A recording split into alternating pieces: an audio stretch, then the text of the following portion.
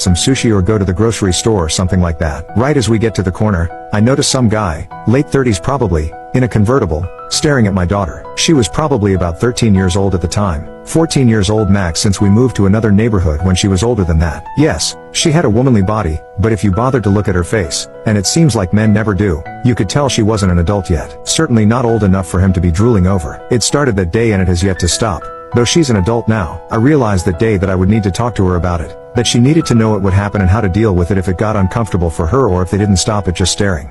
6. Yes, it was a 60-something-year-old male neighbor and he was checking out my son who was 8 at the time. He had already mentioned that my son was very handsome, which I thought was a really weird thing to say. On the day it happened I was on my front porch reading and you couldn't see me from the road. My kids were riding their scooters back and forth in front of the house. The neighbor slowed down and stared at my son. His car at almost a complete stop. For a second I thought he was being safe because the kids were in the road, but I quickly realized what he was really doing. I stood up and as soon as he saw me